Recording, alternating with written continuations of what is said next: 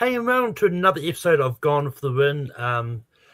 We're here to talk about our final Oscar predictions. And I'd had a quick look. There's not really much else awards thing to talk about today, so we're just going to be jumping straight into it. But before that, we've got Dan here. Dan, how's it going?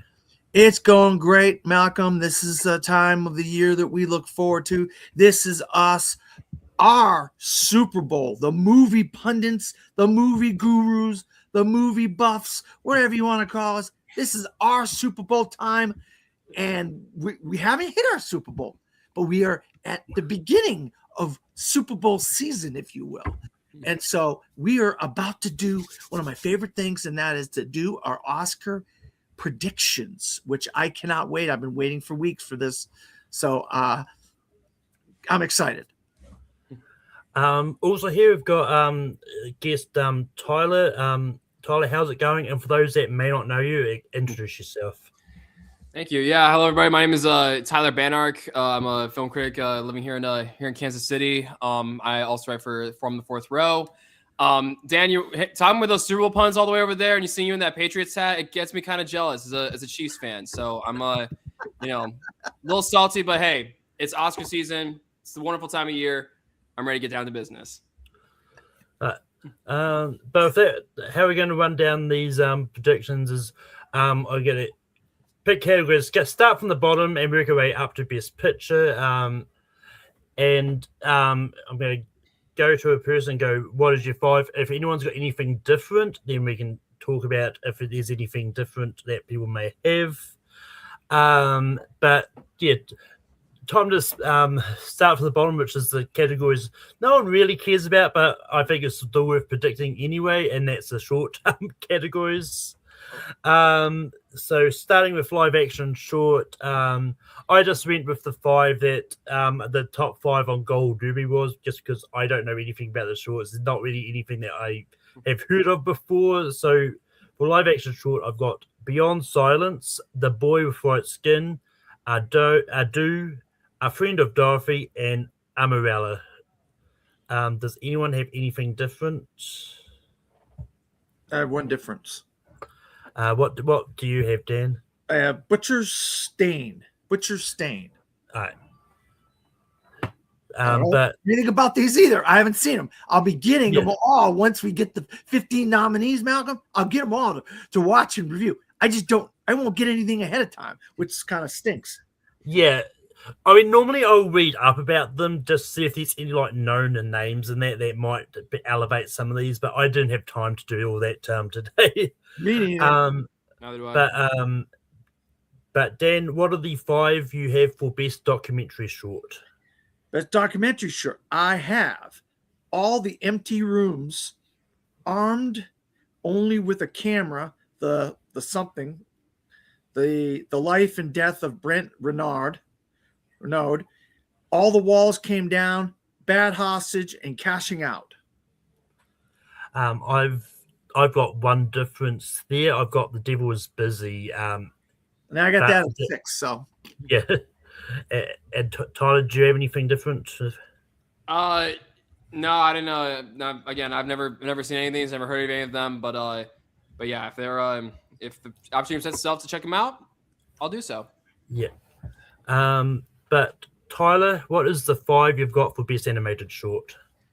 Best animated short. Okay, let me get a short list here. Give me 1 second while I look at that. I don't think I've seen much, but I think the main ones that are jumping out at me, I'd say, are The Girl Who Cried Pearls, The Night Boots, The Quinta's Ghost, Retirement Plan, and Snow Bear. Those are just the main five that jump out at me the most, just looking at the list right now. Funny enough, the only one that I had there was on Snowbear, but the other four I've got was Edru, Butterfly, Forever Green, and Autocar. Dan, anything different? I have Autocar, Eru, Butterfly, Cardboard, and Forever Green. So I don't know. Cardboard, was that the only difference one I had, Malcolm, than you? Cardboard? Or do we all? Yeah.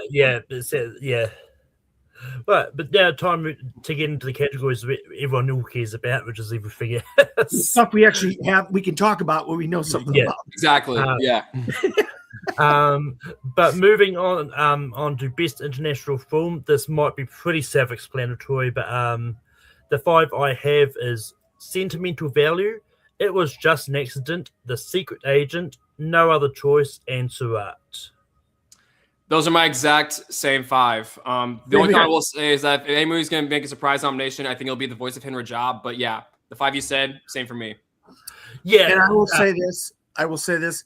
I would love either, if or both, The Left-Handed Girl or Nouvelle Vague. That would be. Oh wait, Nouvelle Vague can't be in there. I was gonna say it's not. Malcolm, I can't make. Why do I keep making that mistake, man? I guess I love that movie so much. I want to thrust it in there, even though it can't be in there. Left-Handed Girl is what I'm trying to say. I would love Left-Handed Girl to get in here. That would make my day. But you go ahead, Malcolm. Yeah. Sorry.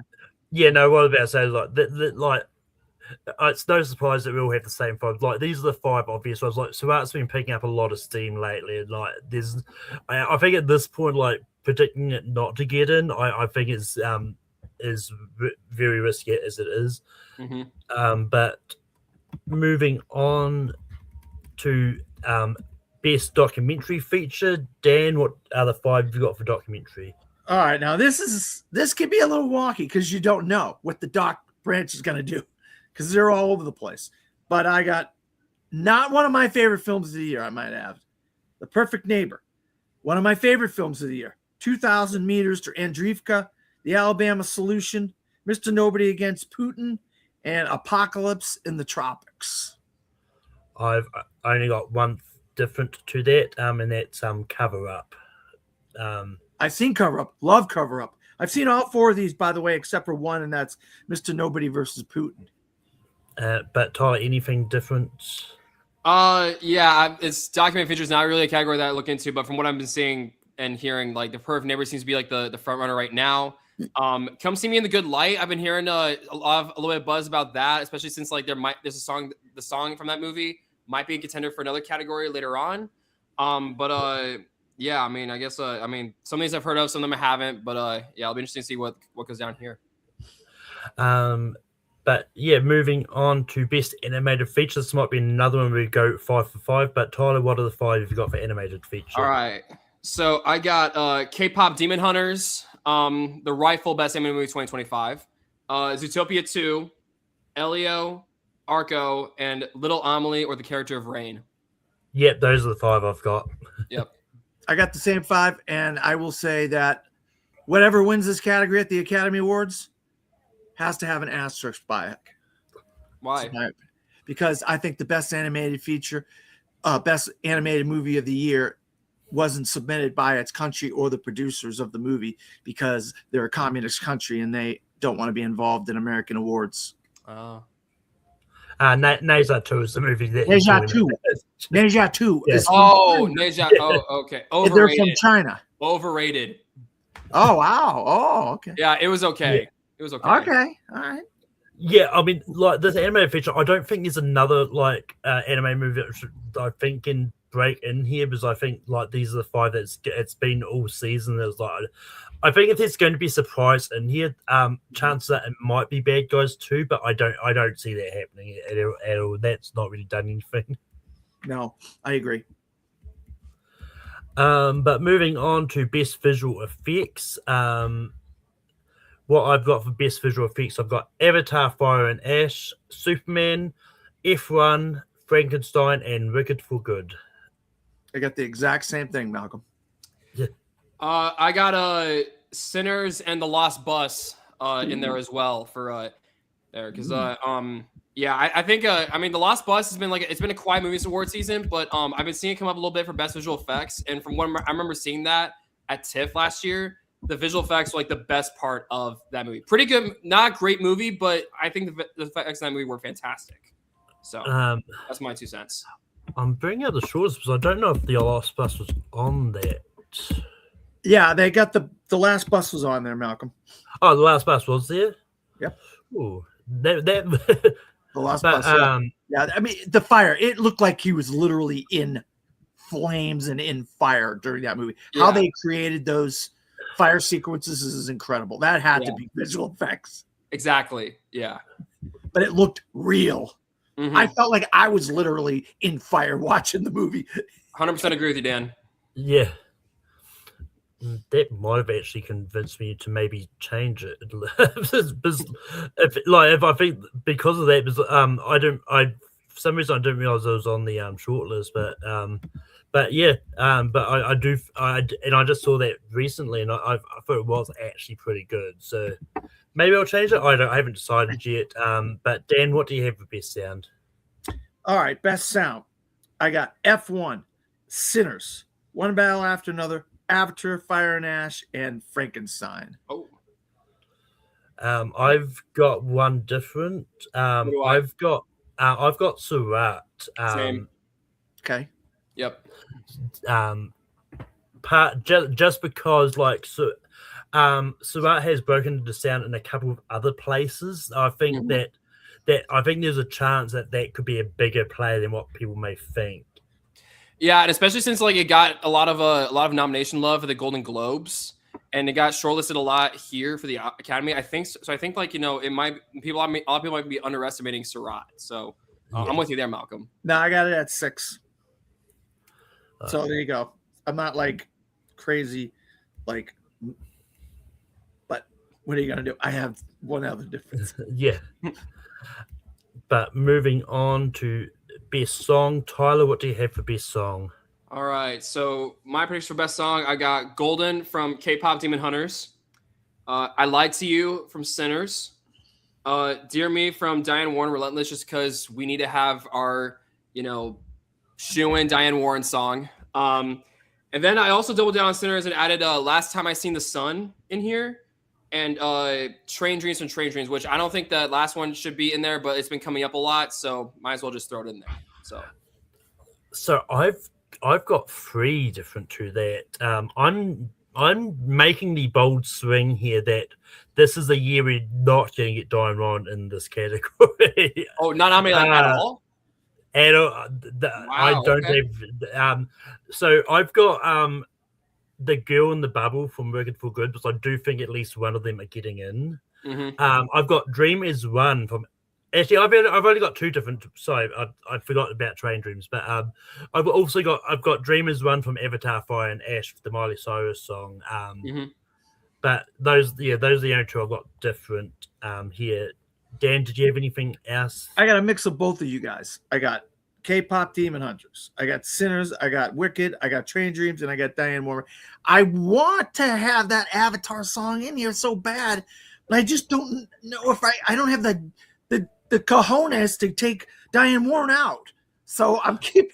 Well, if I was deciding this, there would be, it would still look completely different. Like I would have Golden and Last Time I Seen the Sun in here, maybe I Lied to You, but I would probably throw in songs like As Alive As You Need Me to Be from Tron Aries and Lose My Mind from F1. Like there are so many like other great songs in here from the original songs from this year that should be in here that are not. It's a deep category this year. Yeah, it really is a deep category. So I'd love to see something else get in here besides Diane Warren, Malcolm. So you deserve the credit. If you get this right and Diane Warren's out and something else, Avatar's in, good for you, man.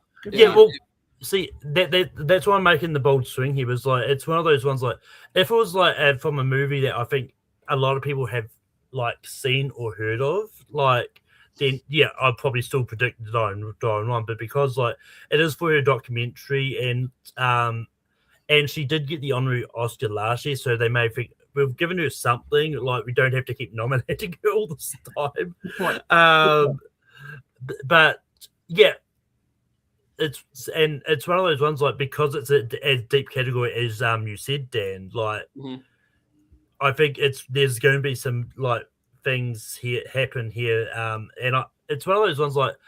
I don't really, and I think with Avatar Fire and Ash being near the end of the year, I think more people have had more time to listen to that song than Dear Me from Diane Warren, which I think, but yeah. And we all know they like to get their big name people, Miley, Ed Sheeran, Ariana Grande. This is a big name people that they could have in the crowd or step up there and accept an award. They love getting a big name person accepting that Oscar for best song. I mean, it's one of those ones. Like, I wouldn't be surprised. Like, I wouldn't be surprised if Ed Sheeran's song from F1 gets in there. Actually, whether or not he is available to perform at the Oscars, because he's in the middle of a tour at the moment. He's currently he is. Yeah. So, so I don't know when that is. Where's he going to be on March 10th? That's the question. No.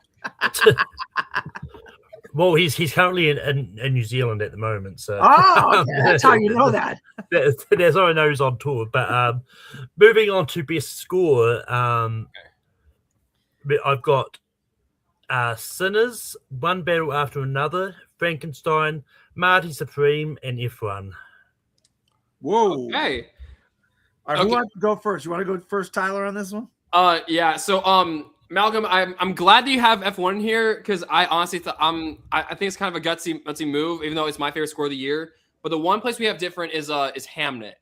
Yeah, I would love to see F1 get in. If it gets in, great. But yeah, like the fact you got F1 there, I applaud you for that. But yeah, that's the one difference I have between us. I think I got two different. I think I got Sinners, One Battle, Hamnet, Frankenstein, and Begonia. Oh, Begonia. Okay. Yeah. So. Yeah, no, I do love the Hamnet score because I saw that for the last week. All right. The reason I can't and I've probably got that that's probably my sixth if anything. The only reason I read F1 over it is just because Hans Zimmer, the big name is like. There's a few lesser known people here like the Marty Supreme and that, but I do think we'll get a majority of the big names in here as well. So yeah, but it's also going to be one of those ones like as I think we said last week. Like next year we could have like Zimmer, Williams, and who was the other one that we would? Was it Ludwig? Ludwig Göransson twice. Yeah, right? Yeah. So that next year's Oscars is going to be interesting. Then you still got the Marvel guys that do the Marvel scores and you don't know what other big name guys out there that doing scores for movies, so it could be stacked. It could be another stacked lineup for score next year. Yeah. But moving on to production design, Dan, what is the 5 you got for production design? All right, I have Frankenstein, Wicked for Good, Sinners, Hamnet, and Marty Supreme. Same 5.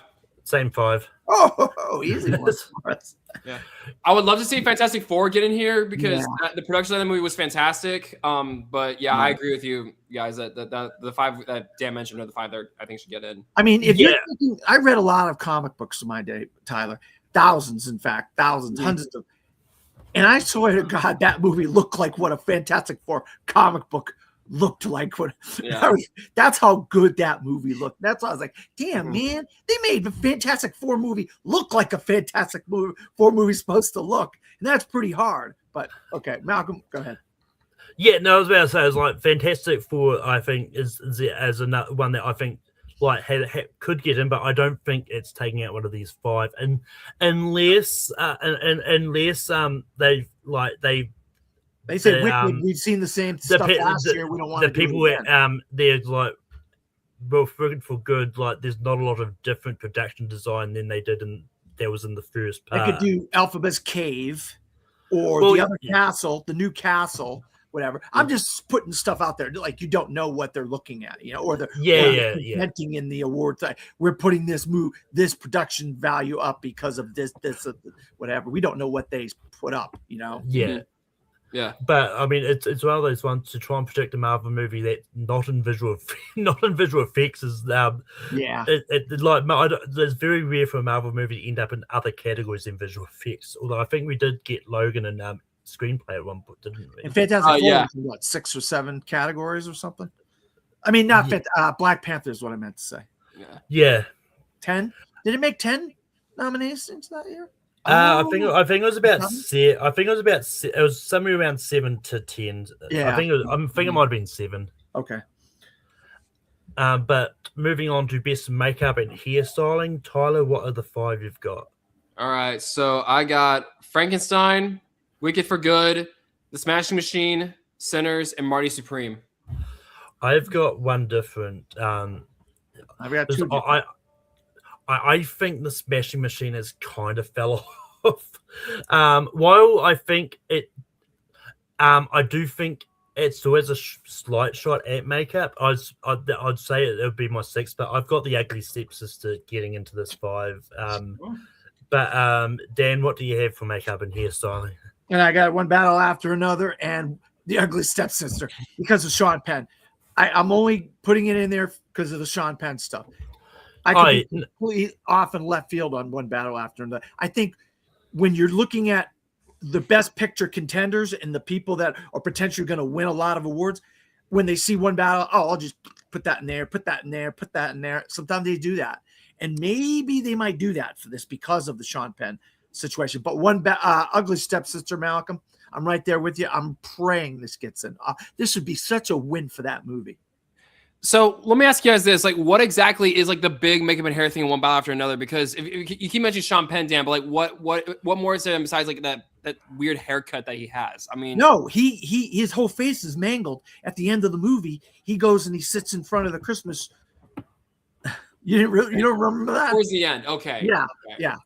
Well, yeah, and I mean, it's one of those ones like even not so much that, but it's like I think with makeup and hairstyling, like I've always made the argument that they look at, even though a lot of these times they've got one big like makeup and hairstyling thing in here, I think they're also looking at like everything else as well, like because I think there's a lot of errors and stuff interwoven, so to get the makeup and hairstyling correct for those periods and times, and that it's not an easy thing to do either. So good point, Malcolm. Yeah, you make a good point that it's a period. It's a period film. Half the movie is a period film, so you got to get period makeup and stuff and hair. So that's not bad. Yeah. You could be right about that. But yeah, I mean, it's one of those ones with makeup and hairstyling. There's like a few very various ways it can go. Like, and it's one of those ones like. No matter how many times I look at this, like I always think like I should change something, but it's like I don't know what to do. It's like I can see all 5 of these, like everything we've talked about get in, but it's like. And the other thing is, Malcolm, we've seen one-offs in this category. Remember last year, Waltzing with Brando had a potential getting in. You know what I mean? So you don't know. This category can be a little. They really look at what they deem is the best makeup. It's not a fat suit. Some years it's a fat suit. Other years it's really genuine good makeup. And this year's got a lot of that genuine makeup. Yeah. I mean, and I'll even throw out there that like if you guys don't think the Smashing Machine could get in, I mean, if you look at last year, A Different Man got in for best makeup and hair, and like Sebastian Stan, who was getting a lot of awards season hype for his performance in that, he wasn't nominated for that movie. He was nominated for The Apprentice. So I'm thinking like, the Smashing Machine could be like that kind of like, Smashing Machine could be this year's A Different Man in like that similar vein. So they make like that guy. They do make The Rock look like that guy. There's no doubt about it. If you've seen other photos of the guy, okay, The Rock looks like the guy. We're not arguing that. We're just arguing the fact the movie itself has fallen off. Maybe they would just forget about that. That's what you're arguing. I know what you're saying. Yeah. But and it's one of those ones like. I don't know what I was gonna say. Like, all right. I think with A Different Man, I think the other thing is like a lot of they might have been like, well, we're going to be nominating him for The Apprentice anyway. We probably won't have nominated for the other supporting as well. Even though people have some people have done that before, but it's like I don't. It's one of those like there was an interesting one, but yeah. And we also got to remember, and we're not arguing this. Yeah. Some of these have to go along with other nominees because we know there's a potential for acting, makeup combination. So you have a Sean Penn, One Battle After Another. You have a Jacob Elordi, Frankenstein. You have a Ariana Grande, Cynthia Erivo, Wicked. You know what I mean? Obviously, Marty Supreme. Yeah, Marty Supreme. Yeah. So you always have to kind of carry that along with it in the back of your head. Say, okay, what could carry with an acting thing with that? Yeah. And the last thing I will say on this is the same thing, similar thing I was kind of said for production design. There isn't a lot of different makeup and hairstyling in Wicked for good, apart from Tin Man and Scarecrow. So while they were good, it depends on if they were good enough to go, well, we'll nominate them again this year. And whether it's visual effects or just makeup and hairstyle. They might deem some of it as visual effects. We don't know. So Well, that's the what's cutting the slim. How's that saying go? It's like cutting hairs, splitting hairs. You don't know. Well, Mhm. I think both. I'm not too sure about Tin Man. I know Scarecrow is definitely prosthetics. And I think that's the thing when they do their packages that they send to each of these different branches, they will show what exactly was the makeup and what You're visual right. effects is No, like. 100% right, Malcolm. Yeah. You're absolutely right. But moving on to best film editing, I have got One Battle After Another, Sinners, F1, Marty Supreme, and Hamnet. Same 5. I got one different. What do you have, Dan? I have sentimental value instead of Marty Supreme, I believe. No, I have Marty Supreme. What do I have? I have One Battle, Sinners, Marty Supreme, F1, and sentimental value. So what So you don't have Hamnet. I don't have Hammett. Yeah, that's it. I don't have Yeah. Hammett. So I don't know. Yeah. What do you want me to say? Yeah, no, I mean, sentimental value I'd love to get in here, actually. Like, their editing is great. Yeah, I think so. But Dan, what do you have for costume design? Costume design. All right. So I have Wicked for Good, Frankenstein, Sinners, Hamlet, and Marty Supreme. Same 5 again for me. I'm going the one different here. I don't have Marty Supreme. I'm taking a bold swing here because I do think the costumes in Header is amazing. Dresses. Okay. Dresses. Yeah. And suits. Dresses and suits. You could be right. They like their fancy dresses, but I think they get their fancy dresses in Frankenstein, Malcolm, and Wicked. So that's why I don't think they're going to go for the fancy dresses. I mean, depends on how. Because I mean, you could argue Hamlet as well for that. Hamlet too. Yeah. Yeah. I mean, it's one of those ones. I think it depends on, once again, on how strong they think the costume stuff is. I think like this is because I think traditionally we do see. I have noticed there seems to be like a red outlier in costume design that it turns up, and I think Header could be that red. No, there is. You're right, Malcolm. You hit the nail on the head. Every once in a while, there's a one-off in costumes. Yeah. I think they're going to go with the best picture 10 here, mostly. That's just my 2 cents. My feeling about it. But moving on to best cinematography, Tyler, what do you have for best cinematography? All right. So for best cinematography, I got Sinners, One Battle After Another, Hamlet, Frankenstein, and Train Dreams. That's my 5. Well, you know what, guys? I forget. I must have forgot to fix this category. So while we're talking, I'm going to fix this category and get a movie in here that I wanted in here that it should have been in here. I'm not goofing around here. I forgot to fix this category before when I did my my fixing of things. Yeah. And I'm going to fix something right now while we're on the air. And I apologize. And it's not because you guys said something different. I just said, oh my God, I'm looking at my thing and I'm like, oh, I didn't fix this category ahead of time. But yeah, What did you say again, Tyler? So I had Sinners, One Battle After Another, Hamlet, Frankenstein, and Train Dreams. All right, so I'm fixing this category. I'm sorry. This is my fault. I didn't fix this category beforehand. Yeah. So I'm fixing it now. So I'm gonna Sinners, Frankenstein, One Battle, Hamlet, and Train Dreams. That's the 5 I got. Yeah. I'd love to see F1 in here, but I don't think it will get in. yeah. But yeah, I'll say I that. didn't have Train Dreams in there somehow, guys. And I went through every category and looked at every category earlier today. Dang it, man. But moving on to the brand new category, they've got best casting. I've got One Battle After Another, Sinners, Hamlet, Marty Supreme, and Wicked for Good. Oh, okay. I had it and I changed it earlier today, Malcolm. I had Wicked for Good, and I said, you know what? I just don't see it. I went with sentimental value. Same. Yeah. I like the cast in that. Plus, I'm thinking they're trying to get some of these foreign films into some of these categories, and I think this would be a good place for a foreign film to get something in there. Yeah, So- I mean, Go ahead, Malcolm. yeah. I mean, it's one of those ones like I I wouldn't be too upset if Sentimental Value gets in here. This is one of those categories where we don't really know on what they're looking for, whether it's their way of doing ensemble or if it's they're looking at the strength of the cast. My logic for going Wicked for Good in here is like, well, as a new category, they might do it to sort of honor the cast of both parts, and their way to sort of give it like maybe give it a nomination that they didn't have last year. But yeah, it's also one of those categories I'm not really confident on predicting because I don't really know what they're looking for. We won't really know until nominations get announced. All right, here's a since we didn't have Tyler last year and we have you now, Malcolm, and you were what does Conclave win this category if this category was 1 year before, or does Wicked win this category if it was one, or does Anora win this category if it was 1 year before? That's tough. I would say Conclave. I'd say Conclave wins this category if it was 1 year ago.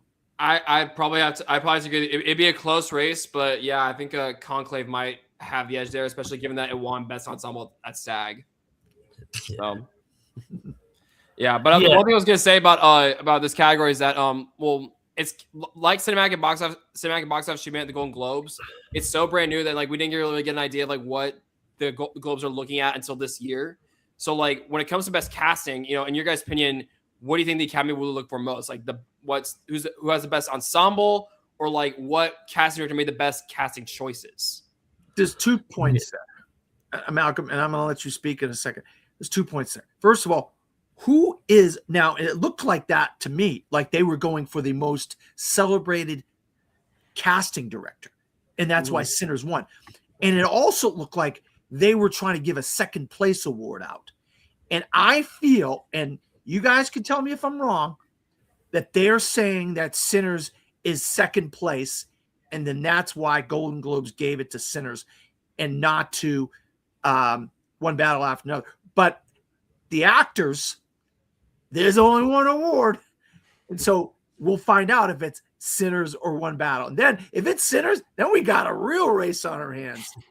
But I think it's a second place award in the Golden Globes. And that's why I think there's a potential it could win at the Academy Awards because of their celebrated casting director and as a second place, a consolation prize. Malcolm, what do you think?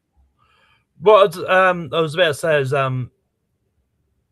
don't think the Golden Globes have a casting award. I think it was it was the cinematic and box office. That's one you're thinking of. Who had Critics' Choice had cast. Critics' Choice had. I got the award shows mixed up. Critics' Choice had it. They gave it to Sinners. Then box office achievement went to Sinners at Globes. Yep. So yeah, that's what I meant to say. I apologize. No, it's all good. It's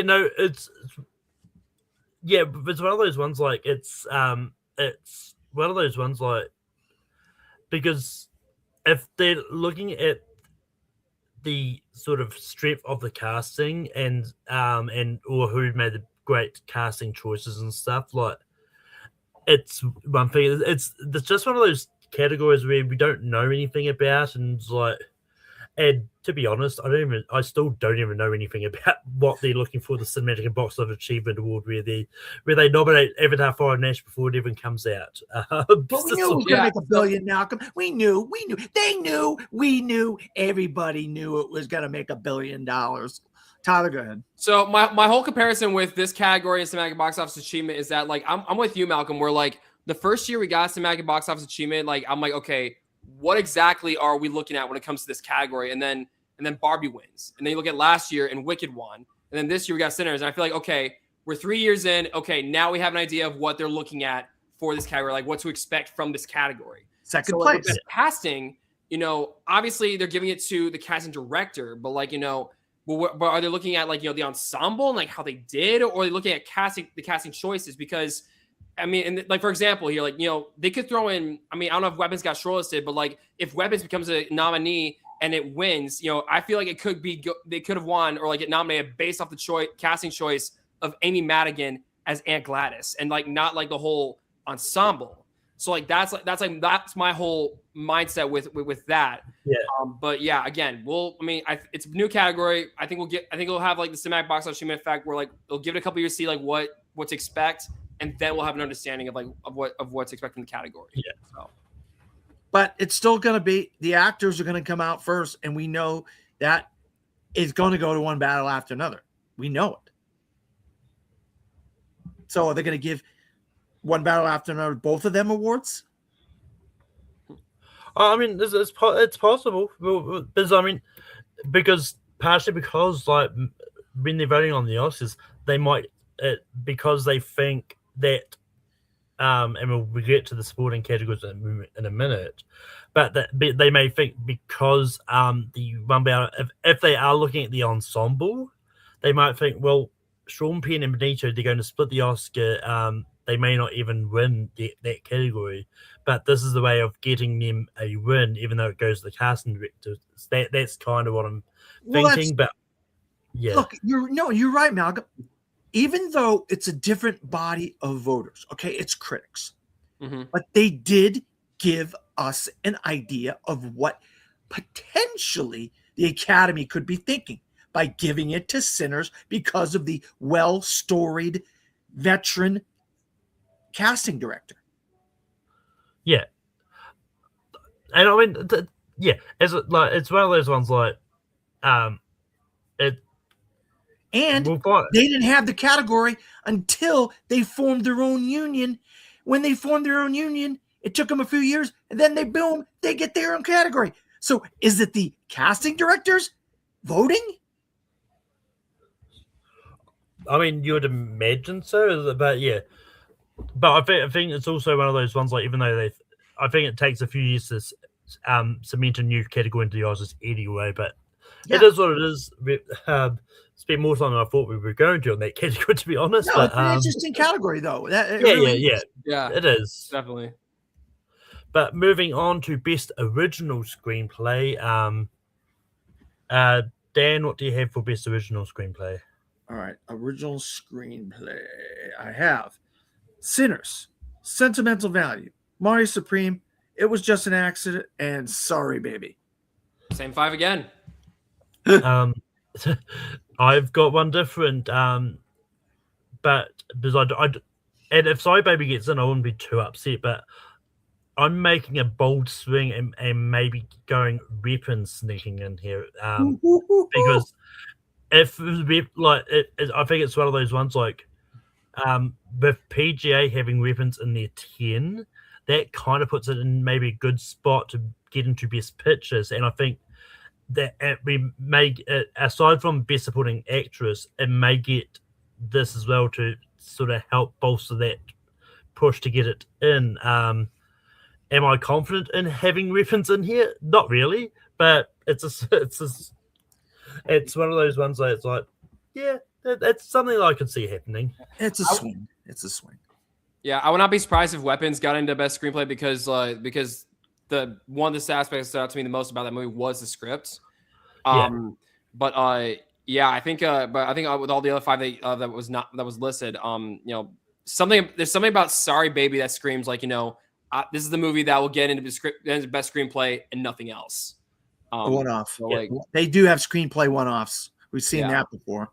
Mm-hmm. Well, and we know a foreign film is going to get into a foreign writer is going to get into screenplay. We know that happens. Sometimes we've gotten a couple of years, so you can almost guarantee 1 or 2 foreign films getting into screenplay. Yeah, I think the weaker. What do you think? The weaker the category is original this year? I think, or adapted.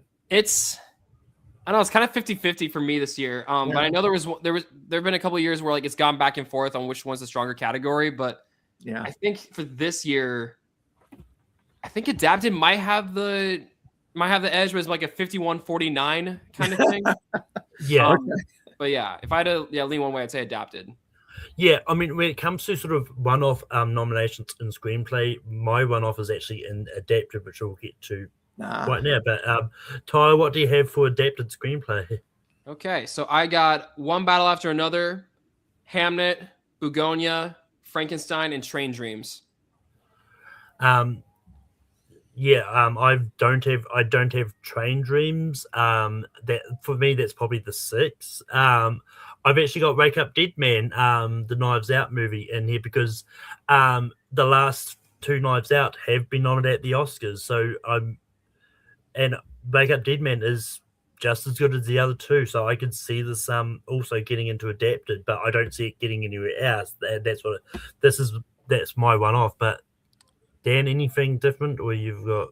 I got exactly what you got, Malcolm. I got Wake Up Dead Man is the odd man out from what Tyler got. I got what you had: One Battle, Begonia, Hamnet, Wake Up Dead Man, and Train Dreams. Is that what we had? That's what I had.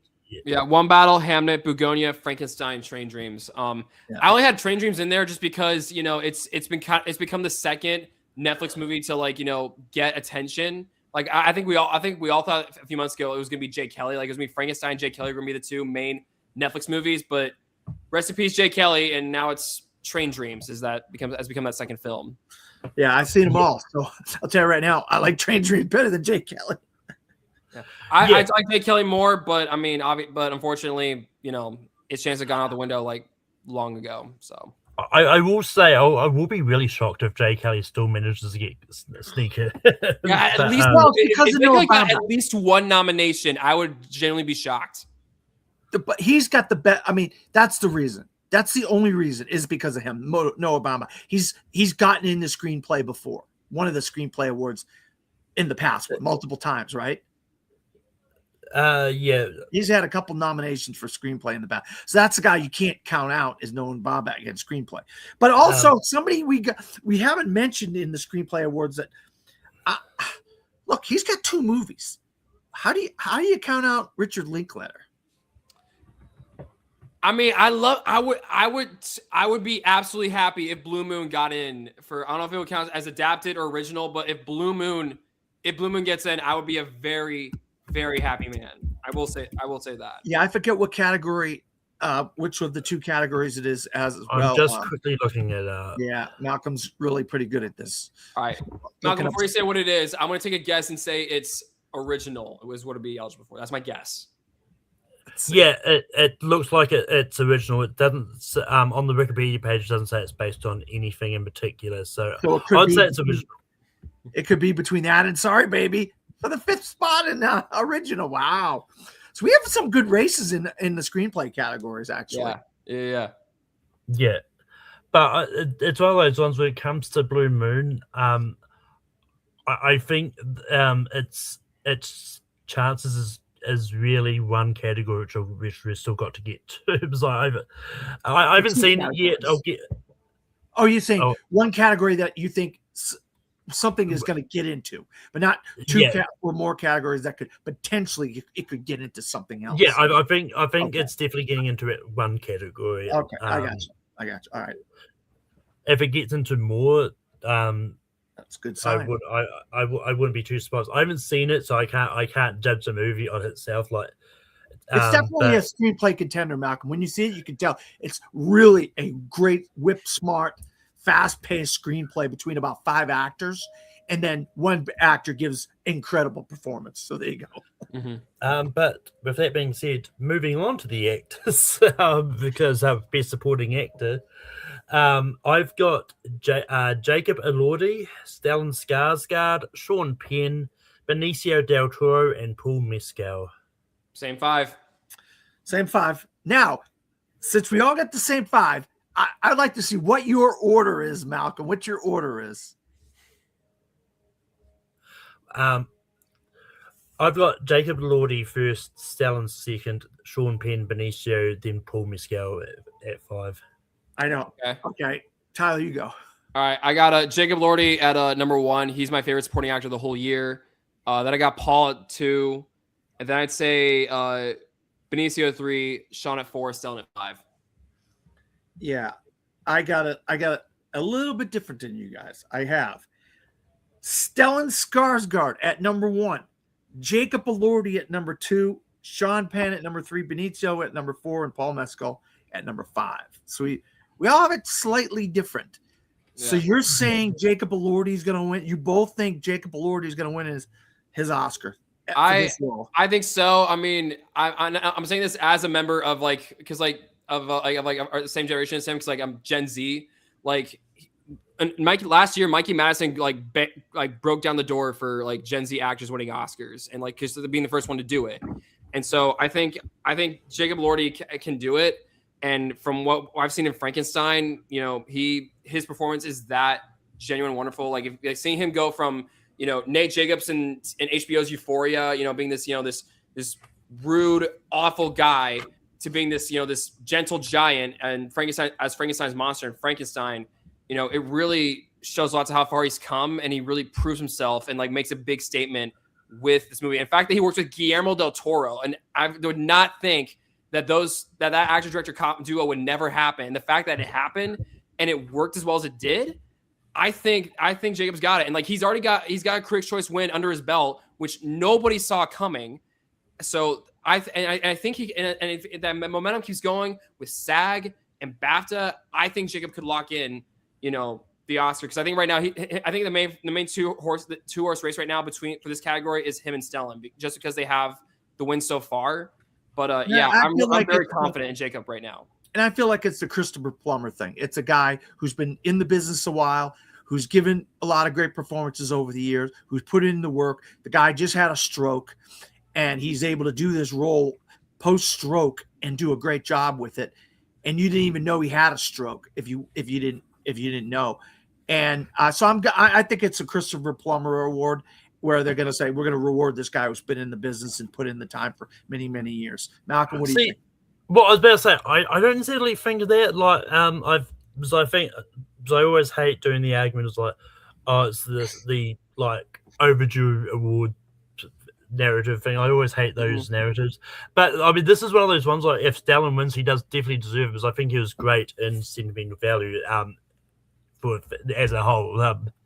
And ultimately, I do still think it's between Jacob and Stellan, just because, like, I think Sean Penn and Benicio have been splitting them votes. So and Paul Mescal's acting opposite a phenomenal performance. Yeah, I think the only way Sean, Benicio, or Paul could get any traction in this race is if they take, you know, BAFTA and SAG. But I'd say for right now, it's between Jacob and Stellan. So unless you know, people get more of the big wins, it's between those two. Yep. Yeah. And I think I said this on another one. I wouldn't be surprised if this is a year where we get a different supporting actor win in every award show. Yeah, you did say that. I remember that, Malcolm. Because you know, Boston could go with Mescal. I just hope it's not like it's Best Supporting Actress in 2022, where we had Angela Bassett win Golden Globe and Critics' Choice, and then Carrie Condon wins BAFTA, and Jamie Lee Curtis gets SAG, and we're like, we have no idea what to predict going into Oscar night, and then Jamie Lee Curtis gets it. Yeah. So like, I hope that's not we don't get that kind of situation with supporting actor. Well, if Mescal wins BAFTA, we got a problem on our hands, boys. Yeah, exactly. Yeah, exactly. Yeah. Well, yeah. I was when's the BAFTA Awards show? Is that before or after the Oscars? I think it's after. The prediction, the nominations are after, but I believe the show is before. I think. Yeah, the nomination is the Academy Awards. Yeah, the BAFTA nominations comes out next week, but I think the BAFTA shows before. The actual show is on March 1st. I think the Oscars are on the March 15th. 15th, that's it. I keep saying the 10th. I think the 10th was because it was last year on the 10th, so I keep saying the 10th. Yeah, we're like, why do they move it back? Yeah, that's it. So yeah, BAFTA's going to be ahead of time. So we're going to be like scratching our head what's going to win. Go ahead. What were you saying? Something? I was just saying, it's like Alan Cummings hosting the BAFTAs this year. Oh, can't wait. Oh, I definitely got to watch that. Who's hosting? Alan Cumming. Nightcrawler. Alan Cumming. Okay. Nightcrawler. Or the Traders host, whatever you want to call him. All right. Yeah. Am I up next supporting actress, Malcolm? Yeah. What are the 5 you got for supporting actress? I got Amy Madigan. I got Ariana Grande. I got Tiana Taylor. I got Lilius. I got who did I get? Oh, Gwyneth Paltrow. I got Gwyneth Paltrow. I got Lilius. That's her last name. I'm not. Igsbot, whatever, Lilius. Why can't I remember her first name? Inga Inga. Ig's daughter. Inga, his Lilius. daughter Lilius. Yeah, I don't know why I can never remember her first name. I always remember her last name, Lilius, for some reason. But I got Gwyneth Paltrow in here. I know that's a tough one, right? No one's got her, right? I got a few differences. I got a couple differences here. So I got Inga, Tayana, Amy. I'm throwing her in there just because like she's gotten a lot of attention lately. But Wunmi Mosaku for Sinners. I do and not then, argue. Ariana, and then Ariana Grande. But if anyone from Marty Supreme gets in here, I think I'd rather have Odessa get in than Gwyneth Paltrow, honestly. But yeah, I mean, if like Odessa getting nominated in SAG is probably a sign that that's probably where the Oscars go. If someone from Marty Supreme gets in. Well, yeah, because that's the biggest body of voters is acting. Mm-hmm. But for me, I've also got someone different. I don't have Gwyneth or Wunmi. I'm still holding on hope that Elle Fanning's going to sneak in. It'd be cool. Wow, Yeah. who from Sentimental Value? That'd be amazing. I thought you were gonna.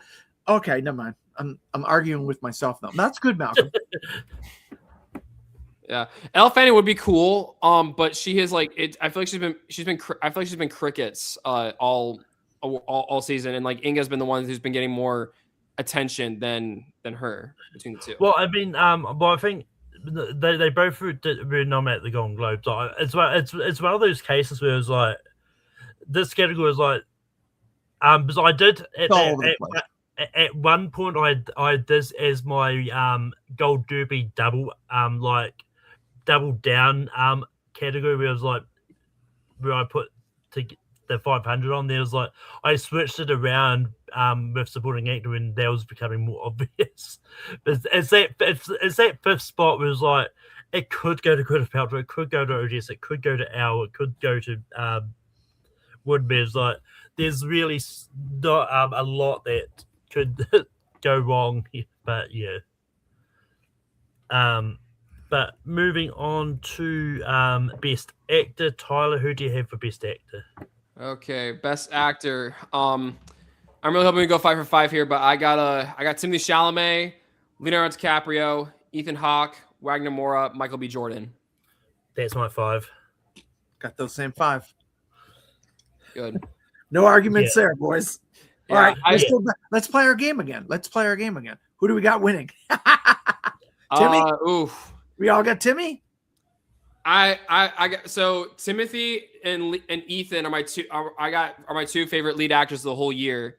But yeah, I think I'd rather see Timothy win than like Leo or Wagner. But yeah, I think if I pick one, my vote would be going towards Timothy. But Ethan, I think it's Timothy's turn. I think it's Timothy's turn, right, Malcolm? I mean, my logic had always been it's definitely going to be one of the people that win at the Golden Globes that has like. It's always been one of those two that is one of the separate categories of the Gold Globes that has quite often has won at the Best Actor. It's not always the case. There has been some cases where they've gone different. And we all know. Go ahead. I apologize. I still think unless the international voters are really strong, especially in the actors, I think it's Timothy winning. Yeah, no, I agree 100%. We know what happened at the Golden Globes. We know that Brazilian contingent pushed Wagner Moura to win, and it pushed The Secret Agent to win International Feature. That is probably not going to happen at the Academy Awards. I just don't see it happening. Yeah. Well, I mean, it's one of those ones like I haven't seen Secret Agent. It comes out this week. I'm hoping to try and see it on Thursday if I've got money to do so. But yeah. Well, the thing too is the actors are the biggest branch. So the biggest group that will be the most telling is if Timmy wins the actor. Mm-hmm. And if he wins the actor, you can almost, if you put anybody else down to win the Academy Award, you're just going to lose that category because he's going to win. Yeah. And Wagner Moura isn't in there, right? Yeah, because he didn't get nominated. He didn't get nominated at SAG. We call it the actors now. Oh yeah, he didn't get nominated. He didn't get nominated the actors. Yeah. I'm never calling it the actor. It's always going to be SAG to me. I'm trying to program my brain to start calling it the actors because that's what they want you to call it. Because like FYC, they're calling it the actors and stuff like that. So I'm trying to get my head. So if you want to keep calling it the actor, that's fine. I'm still going to keep calling it SAG because I think That's the fine. actors are. They could have, if they're going to make a name, make it something interesting than just going the actor, the The writer. actor. Well, it's the actors It's kind of like the whole Twitter Xing. Like, people call it X nowadays, but I still call it Twitter. Yeah, everybody does.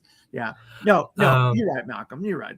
It's SAG. So if Timmy wins the SAG, you can forget about anybody else winning the Oscar. I mean, I think that doesn't necessarily rule Ragnar out either. I think it's just one of those ones that I've that because for whatever reason, SAG it's very rare for SAG to nominate international people as it is. So it's going to be one of those interesting things there. But anyway, enough about ranting about SAG. Moving on to Best Actress. For me, I've got Jessie Buckley from Hamnet, Rose Byrne for If I Had Legs, I'd Kick You, Renate Rentsev for Sentimental Value, Emma Stone for Begonia, and Chase Infinity for One Battle After Another. Okay.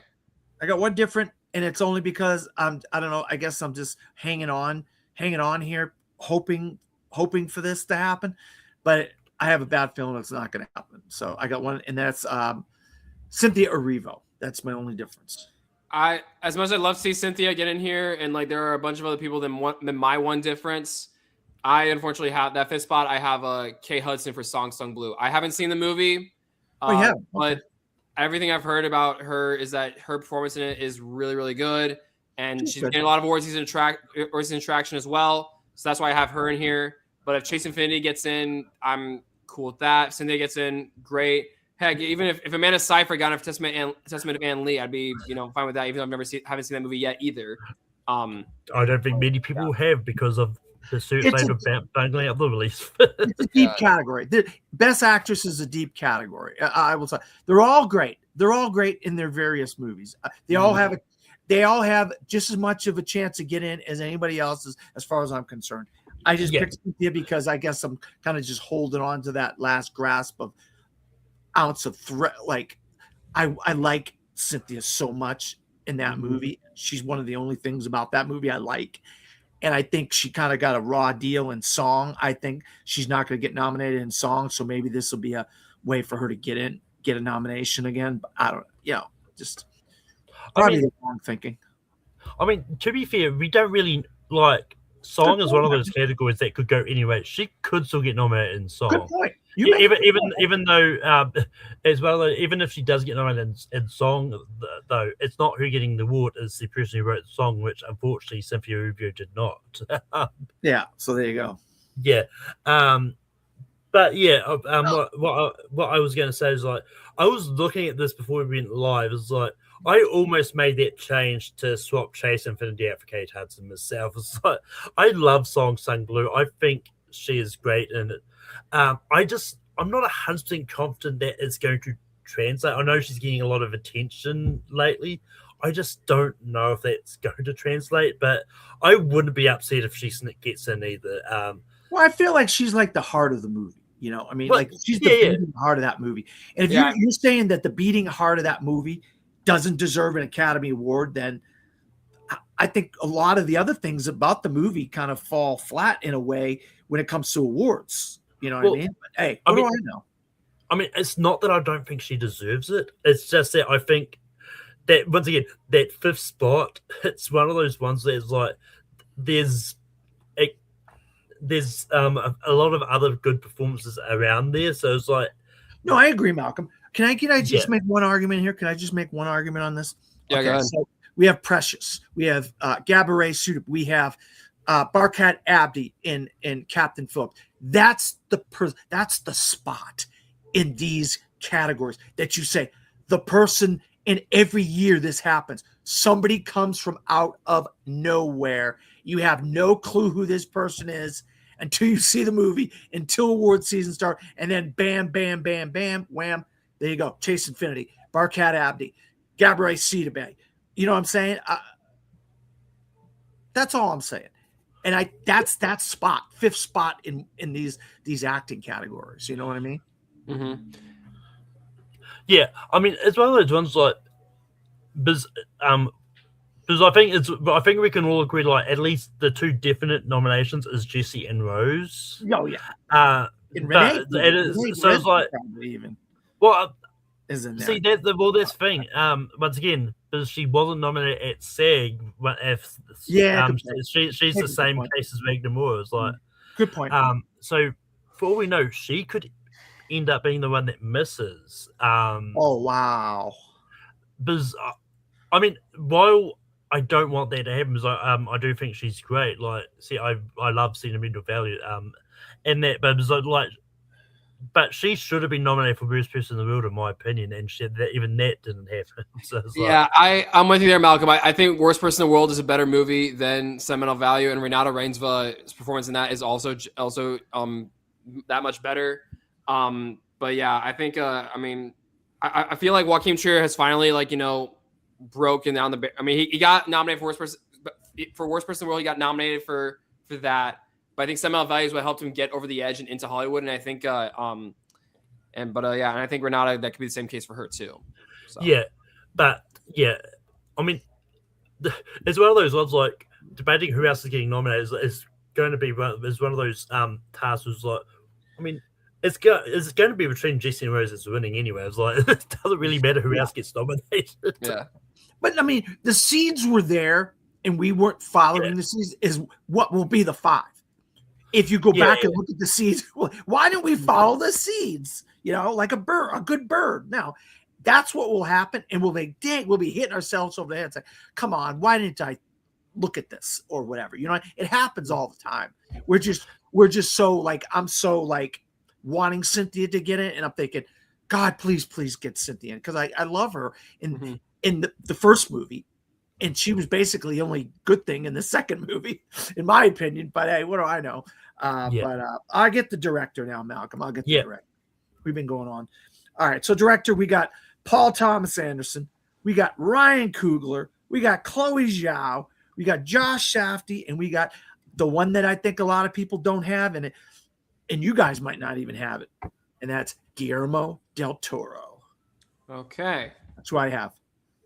Okay, I got one different one. Instead of a Josh Safdie, which if he gets in, I would love that. But I got Joachim Trier. And I would love that if that happened. So no argument here. I don't have Del Toro. I've got Joachim. I've got Joachim Trier. All right, so there you go. I'm not. Look, if I go to my 6th, look who's number 6, Joachim Trier. So look, I have those are my 6. So I mean, either one of those would be great for me. But we know, see, this is the thing that, and you guys should tell me if I'm wrong or not. They say, oh, we always get a foreign film director in here, but they don't consider Guillermo del Toro as a foreign film. He's from Mexico. Just because he's won Academy Awards before, it doesn't count him out against being a foreign film director. Yeah, Joachim Trier is a different foreign film director and a guy who's kind of broken the barrier a little bit since his last movie, Worst Person in the World. But it doesn't change anything. That Guillermo is a beloved guy in the Academy, and he's already won a few Oscars. But I would root for Joachim Trier with you guys. I'm rooting for him if Guillermo can't get in. Yeah, don't get me about Chloe Zhao. She's another foreign filmmaker in Korean. there as well. But she's Chinese. Chinese. That's it. So Chloe. I mean, it's one of those ones like to sort of counter that slightly. Well, I do agree with you. There are still foreign directors. Yeah. The movies that they directed, at least they'll get nominated for this time out, are still produced by America or in Hamlet's case, the UK. So they're still sort of produced by an English-speaking country. Like if they went back and did another like Mexican movie or Asian movie, then that's the only counter I would make to that. But I'm trying to say they're not foreign directors. I think a lot of people when they talk about like foreign film directors. They're talking about someone who directed a foreign film of that year. I think that's generally what they're talking about. Yeah, like cold. What was it? Something cold. Black and white cold. What was it called? Cold. God, why can't I remember that? And then Cold War. Cold. No. It was the cold. No, why did I say cold? Why? God, Polish director. It was a Polish director. Remember? Yeah, Pavel Polakowski for Cold War. Is that what it was? Cold War? No. Yeah, it was it's back in 2018. Else. Yeah. Okay, yeah. there you go. So, and then what's his name? The drinking one. The guy got Vincenberg for another round.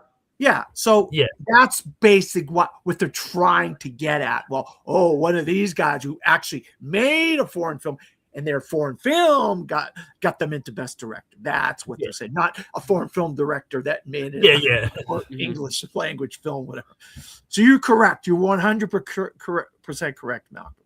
Yeah. So that would be, but it's not sentimental value. It's half English and half Swedish or whatever it is. So yeah, but I think I think sentimental value. I think it's like it's still competing in that for an international film category because it must be more than 50%. I don't know what the rule is, but it's got to be more than 50% Swedish. I would imagine.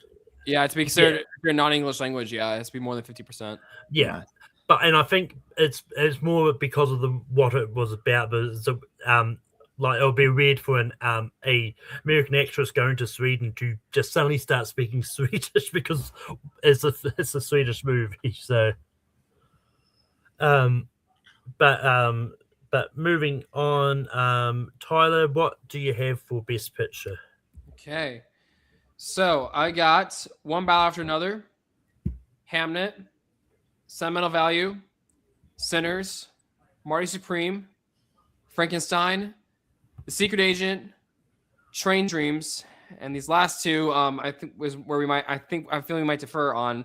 I have Begonia, and then just because there's always a blockbuster that comes in, I put down Avatar: Fire and Ash. I've got a couple differences there. I don't have Avatar: Fire and Ash. I don't know if you said that one, but said this, but I've got it. It was just an accident in here. You didn't. Yeah, no, it was just an accident. Yeah, and I don't have The Secret Agent either. Because I've made the bold choice of weapons maybe sneaking into Best Picture. But that's. I think when it comes to like big like blockbusters, I think weapons might be that kind of. It didn't make as much of it as a typical blockbuster-ish. It was still that blockbuster type movie of release kind of thing, if that makes any sense. I mean, does weapons count as a blockbuster? Because I'm looking at the budget right now. It was like under 40 million, and I felt like blockbusters usually. I don't know. That's what I was trying to say. Is like I think it's that blockbuster type movie, but it's even though it's not really a blockbuster, it's really hard to. And I split the difference between you guys. I do have The Secret Agent, and I have It Was Just an Accident, and I have Begonia, but I don't have Avatar. And I put that about an hour and a half before we started. I took Avatar out. I thought to myself, I started looking at the categories. I thought, man, they really should go with the blockbuster. And I guess they're considering Sinners as a blockbuster, and that would get rid of Avatar and get. Begonia's just been gaining momentum, and we know you're going to get a couple foreign films in here, and so I chose. Well, we got 3 technically: Sentimental Value, It Was Just an Accident, and Train Dreams. I mean, Secret. This is really a moment that we all should remember how the international films have really just done a great job this year. The people have been campaigning. The movies are great, and then. American movies kind of a little bit down as far as which allowed those guys to sneak up there and get in potentially. We don't know until Thursday morning, but that's what I got. So I got a little bit of both of you guys on my list. So I got One Battle, Sinners, Marty Supreme, Hamnet, Sentimental Value, It Was Just an Accident, Frankenstein, Train Dreams, Secret Agent, and Begonia. Yeah. And like the reason I didn't sort of go Avatar: Fire and Ash is it didn't get nominated for the PGA, and That's- yeah. so it doesn't really have any like a lot of traction there, and I think Sinners does count, like I would argue, as a blockbuster. I think that is the one that is potentially a blockbuster. Even One Battle After Another, to a point, I think can be considered. I don't know what that budget was or anything, but 90 million. I think it's 100 and something. Was it a 90 or 100 something $million budget? I'm looking right now too. And I think it doubled its budget, I believe. Yeah. Wikipedia says that One Battle After Another's budget was between 130 and 175 million. Yeah. So I mean, like, so they've got the blockbuster covered for Best Pictures, like, and it's one of the things, like, and I think like with Weapons getting into PGA, and then I think like there's a chance that Amy Madigan could easily bring in a couple extra nominations for that movie than we may expect. But I have a question for you, Malcolm.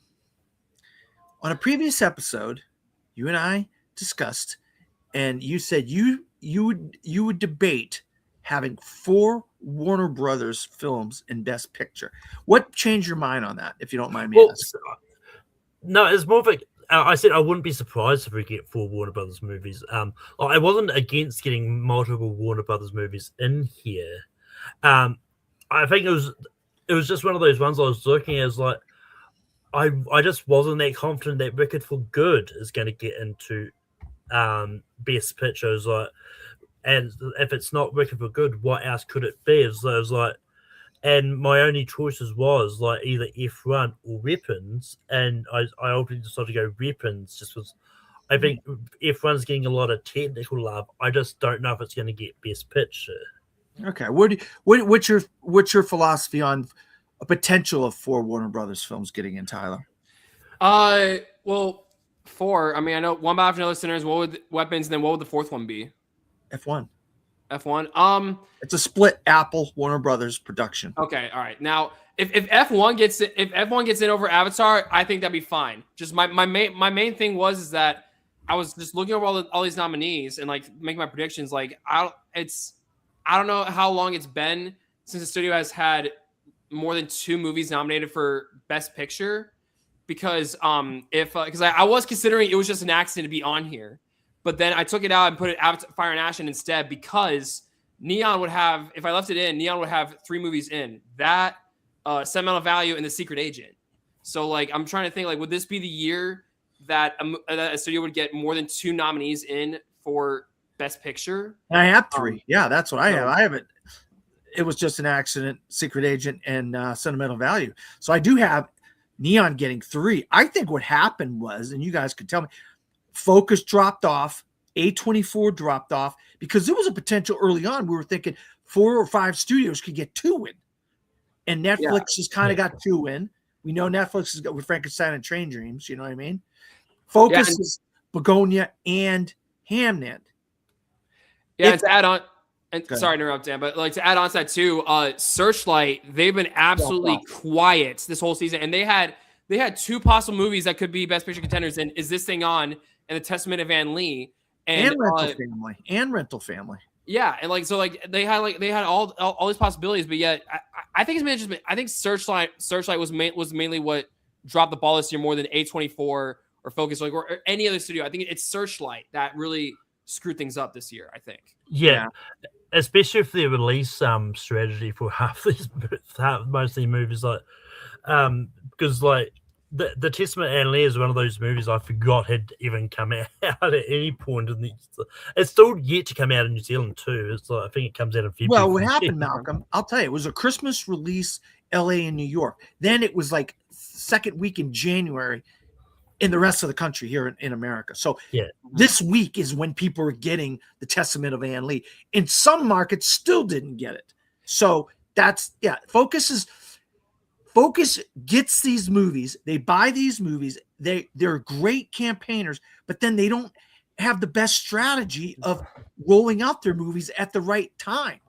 Yeah, same goes with to add on to that too with you, Dan. Is that is this thing on?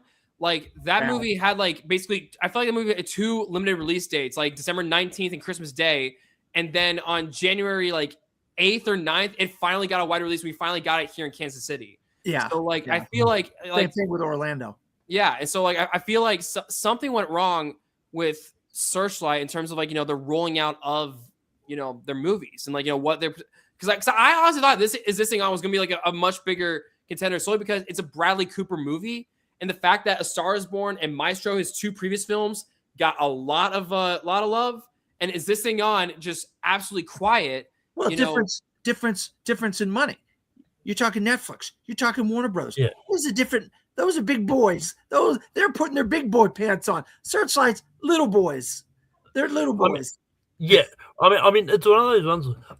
But I wouldn't be too surprised because with is this thing on coming out like with that coming out like last week.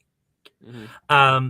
Then I wouldn't be surprised because I think the Oscar voting has finished now, so I don't know when they cut off the Oscar vote nomination. Yeah, they have to count the votes, so they have to. Yeah. So Thursday's the nomination. I would imagine tonight by midnight that it stopped. Malcolm, it's probably stopped tonight. Yeah. So I honestly wouldn't be too surprised if a lot of people managed to catch it, and then like when the nominations get announced, we do see a lot of those of Is This Thing On popping up. Not that I'm that bold at predicting that, but it's one of those factors that I wouldn't be too surprised just because of how that got released. But it did that. But I will say is like this reminds me of a few years ago when the writers' strike delayed the release of the Iron Claw. Messed that and, whole movie. and that should have been a bigger Oscar contender than what it ended up being because of the way it was released. Yeah, they were gonna send us screeners in the guild I was in, Malcolm, and they never even sent us screeners. But we did do a screening, a press screening. But then they're gonna send us screen. They never even it dropped off so far. They never sent guilds a physical screener so they could rewatch it again and keep themselves reacquainted with it. That's how bad it dropped off. Yeah, I think the other thing with the Iron Claw too is that I feel like A24 had other priorities that year. I don't remember what else they had come out that year. Well, they had it, but like the Iron, but I feel right? like the Iron Claw was like less of a priority than like whatever else they had that award season. But I feel like I think everyone could agree like the Iron Claw should have been a bigger priority for A24 than it was. Maybe. Yeah. I wasn't the biggest fan of it, I'll be honest. I watched a lot of wrestling. I watched the Von Erichs. I didn't like Zac Efron as Kevin Von Erich. That's just me. So, I'm a wrestling fan. I watched a lot of wrestling. I remember the Von Erichs in the Sportatorium when 1:00 a.m. on ESPN when ESPN didn't have. It wasn't the same as it is now. They used to have a lot of janky stuff on. Yeah, I'm not WWE, AEW, or like I'm not big into that world, but like the Iron Claw, like I absolutely adored. No, it was a good movie. It wasn't a horrible movie. I like Kevin on Von Erich. That's part of what I like. And I didn't see Zac Efron as a Kevin Von Erich. Whatever. In the same year that the Iron Claw was out, like they had Zone of Interest. Oh yeah. And it was Past Lives as well. Okay. So they prioritized Past Lives and Zone of Interest over the Iron Claw. Yes. Yeah. Say, Malcolm, good job. You looked that up while we were talking. Yeah. Thank you, Malcolm. You're the MVP tonight. Yeah. But if that does bring us to the end of. Well, can I just say one more thing, Malcolm? I want to ask a question real quick because we got a couple minutes. We can blow up a couple. You're not too much in a hurry, are you, Malcolm? No, I'm not in any hurry. So. I always like to hear. I always kind of like. What's your no guts, no glory nomination? When you hear this name or this movie nominated come Thursday morning, you're going to jump up for joy. What is it for you, Malcolm? I mean, for me, it's probably just if Weapons gets into Best Picture. Really? But yeah. Wow. Okay. Wow. No, that's a good one though. That's a good pick because the odds of that getting in are probably not that good. But you just never know, Malcolm. You could be right. All right. What do you I would say Go ahead, Malcolm. Yeah. Finish what you're going to Yeah. say. Go ahead. Yeah, no, I'd say like getting into PGAs it helps its odds a little bit more. So, but yeah, Okay. All right. So you're using that PGA nomination as your basis why you think it could get into Best Picture. Okay, interesting. Okay. All right, Tyler, what's your no guts, no glory? I'd say there's quite a few, but if I had to pick one, this would be my half court shot, however you want to put it. I guess it would be, buzzer beater. I think it would have to be The Lost Bus getting for Best Visual Effects. Oh wow, that's fantastic! I love the movie. I thought the movie was fantastic. That'd be amazing if that happened. Mine's is The Ugly Stepsister in makeup and hairstyling. I think that it's not because I interviewed the people, which I did. They're nice people. They're good people. But I just want to see some little movies that you wouldn't expect or you never heard of, or something get into some of these categories and say, look at that little movie that IFC movie. You know what I mean? IFC. Who's predicting IFC movies to get into any Academy Awards category? They don't have like Bleecker Street, these small people that don't have that push like the big boys got to throw money around like it's going out of style. So that's why I want to go for Ugly Stepsister. I'd love to see an IFC movie get into the Academy Awards, and those guys, that would be the win for them. You know what I mean? If those guys could get in, those guys that did that work could get into the Academy Awards. That's my no guts, no glory pick. I think that would be amazing. But that does bring us to the end of Golden Balloon for this week. We'll probably be back here next week where we're going to discuss the Oscar nominations as well as the BAFTA nominations, depending on if that's out in time. But because BAFTA nominations, I think, is about the 27th, so may plan it for have both. But Dan, where can people find you online? You can find me at my name, Dan Skip Allen, on Facebook, X/Twitter, Thread/Instagram, Blue Sky, Letterbox, or any variation of DP Skip Allen or From the Fourth Row or my name.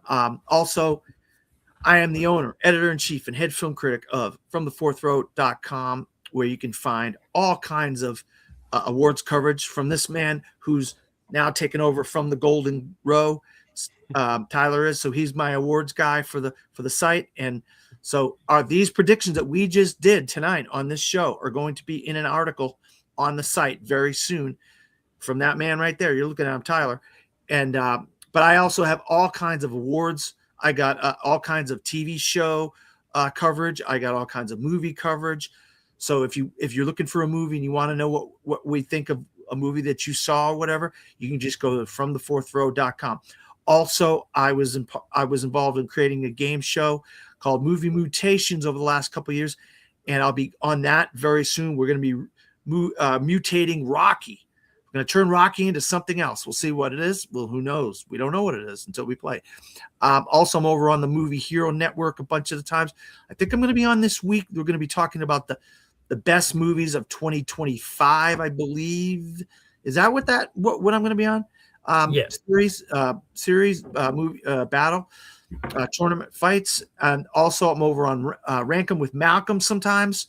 I've been on many different, and we ranked our best movies of the year on last week on Malcolm's channel on Rank 'em. So and the Movie Mutations is on Chasing Labels Network, just so everybody knows. So it's a Chasing Labels Network, and I'm also over on the Dill Pickle Network every once in a while on a show called Picture This. Malcolm's been on there a couple times. It's a great show. I highly recommend everybody going over there and checking out what Dylan and Chad are doing on Picture This. So I'm all over the place. You can find me. And Tyler, we can find you online. All right. You can also find, like Dan said, you can find me on thefourthrow.com. From thefourthrow.com, I'll be doing the From the Golden Row this year. You can also find me on Instagram at Tyler Banark Reviews Movies. And you can also find me on Letterboxd at TY Banark Movies as well. I'm also on Twitter as well. That same handle as Letterboxd. You can also feel free to check out the Critic Circle. I'm the president of, and we're going to be starting to do our best of 2025 stuff coming up here within the next couple of weeks. And feel free to give us a follow there, and we'll be in touch. And you can find me on Tape Productions hosting Rankum every week. Next week's episode is going to be on top 12 Ray Fiennes movies. Should be interesting. You can also find me popping up here and there. I'm on the Movie Hero Network this week doing tournament fights on 2025 movies. I pop up wherever anyone needs me. But until next time, just have fun with watching movies. Then